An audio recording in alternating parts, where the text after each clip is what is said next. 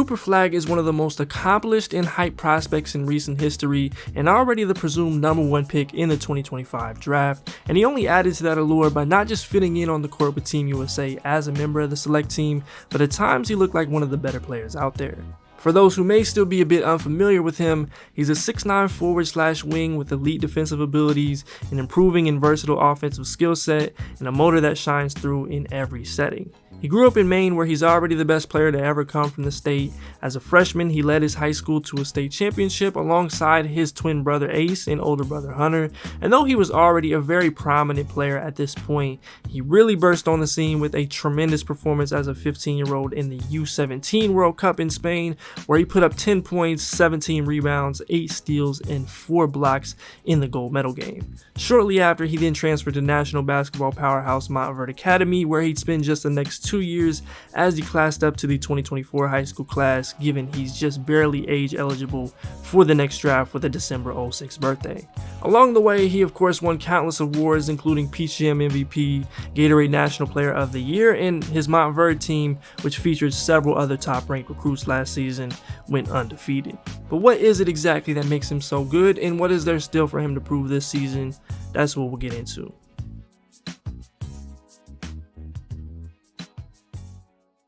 Now, when talking about Coop, you have to start on the defensive end, where he is inarguably special and as impactful as any high school prospect in at least the last 15 years. He's an outstanding and dynamic help defender with instincts far beyond his age. He has a great combination of athletic and physical tools and the innate feel for when and where plays are developing and the timing to get there. He put up nearly 5 blocks of contests in EYBL's 16U games last summer, and that number honestly might have been a little low, and some of the stat lines he was putting up were unlike anything I've really ever seen, going for 52, 12, 2, and 7 blocks in the first game and flirting with quadruple doubles for the entirety of the spring. But simply put, he was special in that aspect and also led Montverde this season with about 2 blocks a game. No matter where he's at on the floor, he always has to be accounted for as a secondary rim protector. That's going to be one of his signature skills for the entirety of his basketball career. He gets off the ground quickly and has great length and is able to stay vertical in various situations. And again, on the timing front, as you look at it here, if he's at the nail or if he's the low man, wherever he's at, he knows where he needs to be to alter or block a shot on every possession. And there aren't a ton of instances where you say, oh, he should have contested that or he could have made a play here. He's consistently changing and altering possessions. Now, while very few guys get really tested in terms of making advanced rotations at the grassroots level, Coop does have a good handle of his responsibilities and where to be on the floor, and often comes away with steals and deflections, even though he could at times just kind of get away with cheating a bit or even baiting players into things just because he's that much more athletic and savvy than his opponents, as most elite guys are. But I do think the U17s a couple years ago was probably the best look at his knowledge for all of that, so he's shown enough, but that will be something to watch more, especially as he gets to play teams like Kentucky and Kansas early on in the season. In basketball, it's really hard to stop. They defend with...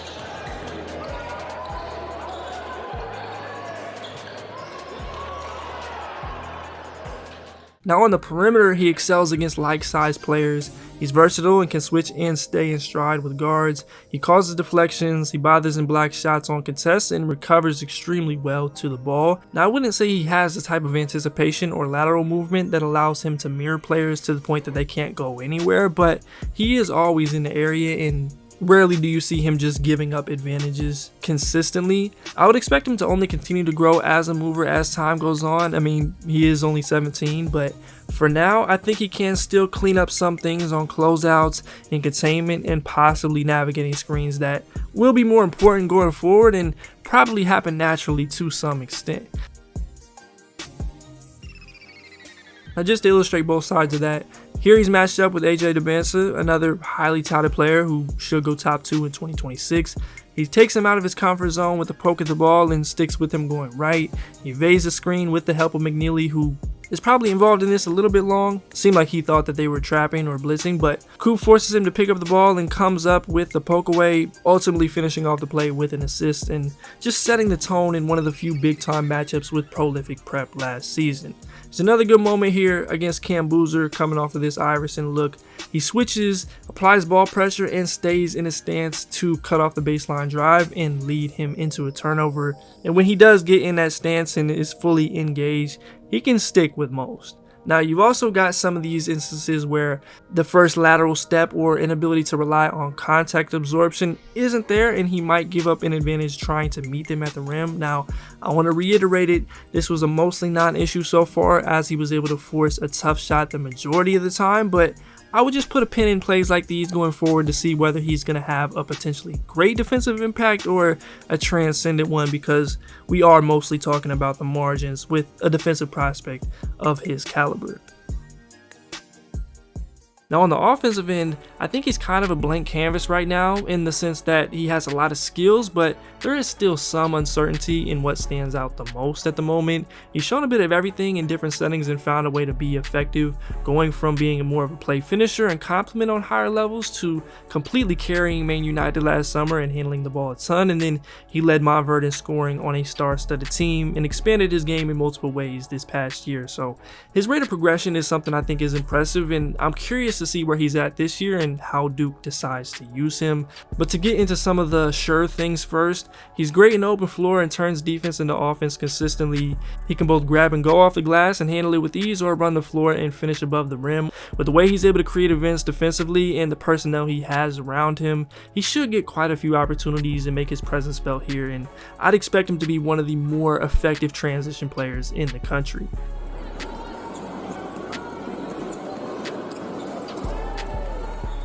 In a half-court setting, that's where it gets a little less defined, but he has a lot of upside.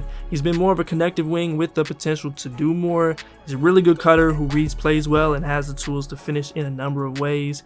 He'll often catch you off guard with the angles that he can finish above the rim, and I really like his touch and usage of either hand. He can also operate out of the dunker spot or finish plays roaming around the paint. He also has a knack for getting offensive rebounds and putbacks using his great second jump, to the point that he'll even throw it off the glass to himself at times, and he gets a lot of easy buckets just by being in the area and getting tip-ins. And I also think he will be able to take advantage of mismatches in the post and do some work on face-ups, just depending on how they do decide to use him. And then he of course has plenty of legit wing skills. He's a capable driver, especially against shifted defenses, and has had glimpses of the ability to ISO and give a couple moves on the way to the bucket. It hasn't been an every possession thing yet, but it is something that he can do. And again, it's just one of those spots I think we will see become more and more a part of his game, especially as he gets stronger.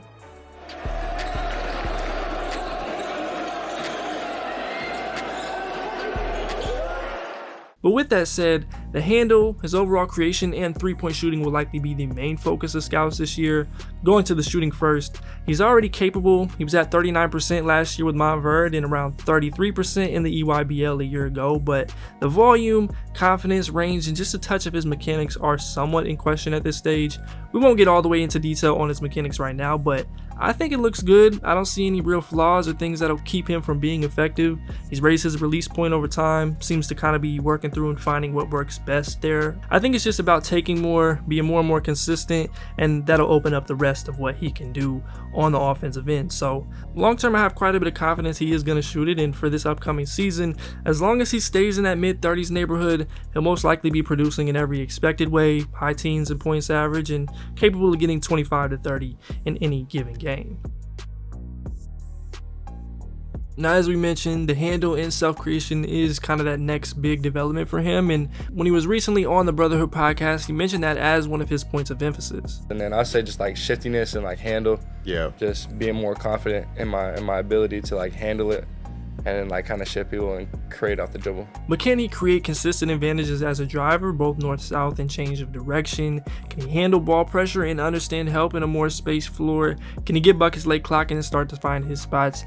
That's stuff I'm most curious about against more players who can match him athletically. Now, I want to be clear, he's had plenty of moments doing it, taking players off the dribble and stringing crossovers into pull-ups. I really like his footwork and base. I think he's got a great start there. He doesn't waste a lot of movement, and he has the ability to elevate over most contests, even against like-sized players, but it's not quite his most natural attribute, and seeing how much progress he's made and how much we can expect in the future will be a big part of this season. All all season long. This is what they play for. They don't play for a state championship in Florida. It's a national schedule, all building. Now let's look at a couple clips here quickly. This is one of those plays where you get really excited. It's a simple one-on-one attack. He jabs right, tries to drive left hard, and he reads the defender's hips turn and committed to recovery and counters with a behind the back, which he likes to use a lot. And he gets right into a pull-up. Creates a ton of separation, he flows right into it. That's the sort of star level stuff that we've seen from him from time to time. There's another matchup with Cam Boozer. Gives him a couple between the legs and then a quick in and out with the left hand as he approaches him to get him off balance, and maybe more impressively, he gathers quickly and finishes at the rim with his left hand seamlessly. It's quick, it's simple, it's effective, all in a big moment. I love it. That's the type of stuff that you want to see. Now you're still going to have to tighten up the handle, get a little bit lower on drives a bit to avoid these moments, and also get stronger to avoid turning it over in traffic. It's not necessarily a debilitating issue, but it's something that I've seen at times, and in order to be one of the primary options in the league, it's going to have to be there in some capacity. Now, cut-up scrimmage highlights aren't always a great tool to use for analysis, but the confidence he showed pulling up against late switches in the pick and roll, attacking his teammate Malawach off the dribble at Duke, and then going right-left and pulling in Anthony Davis's grill in Vegas has all been impressive, and if that's any indication of what direction he's headed in, I think we're in for a special season and someone that'll have a clear and more confident offensive projection headed into the NBA, especially when you account for the fact that this is, again, a 17-year-old. And then one of my favorite parts of his game, in an area I think just illustrates who he is as an overall player, is his passing. He's not yet the true point forward or someone that's a top tier playmaker, but he's unselfish by nature. He consistently makes the right read and extra pass. He's a good processor, and then he has these flashes of special passes in a number of areas, whether it's a behind the back or a cross court skip or even a jump pass where he just takes advantage of the defense committing to him, and you can see the pathway to him handling even more in the future as he becomes more dynamic as a scorer. He's had these plays where he can grab and go in transition and just perfectly places bounce passes off the live dribble to his teammates running the floor. I think I saw this exact pass in just about every setting he's played in the last couple years, and you're seeing most of them right now. Sure, there's a level of nuance that'll come with reps running pick and rolls and just being in these situations more, but whether he's more of a connector or a true top 2 option, I'm confident he'll deliver value as a passer. And even with all of Proctor, Foster, Kahn in the mix, I still think this part of his game is going to shine through and show up on the stat sheet.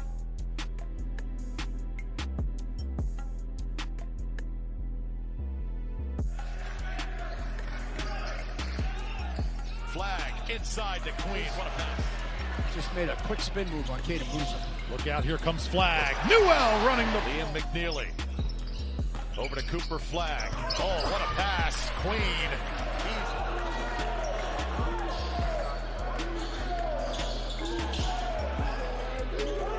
Point guard, but to be able to score at all 3 levels, the 3-point shot. Oh! The other ingredient that Flagg has that's consistent with almost every successful star, and especially the guys who are highly touted, is his competitiveness and motor, and at least by most accounts I've heard, his willingness to work and improve. He always gives great effort, and you can see the type of passion that he plays with pretty much every time he steps out there. So to wrap things up here, Flagg has many of the qualities of a future star as someone with prototypical wing size, a near unprecedented defensive impact at his age, and the upside to score in multiple ways. As a combination that's been proven to be among the most valuable in the NBA, and at this point, I'd be somewhat surprised if he isn't the first name called next June. If he isn't though, it'll likely be because somebody else shows true star abilities offensively, and maybe Flagg just doesn't look like that same caliber of creator, but I think it'll take something that's just undeniable in every way you can evaluate it. I would caution not getting too ahead of ourselves in some ways. I think he's definitely on the path, but when LeBron gets brought up as the expectation, that's a bar that's tough to live up to, but at the same time, he brings a lot to the table and should be someone that has teams positioning themselves for a shot at him in the lottery. If you enjoyed this video, be sure to leave a like and subscribe if you are new around here, and let me know who else you want to see in these preseason scouting looks at the 2025 class. That's going to do it for this one. I'm Keandre, this is HoopIntellect. Until next time, I'm out.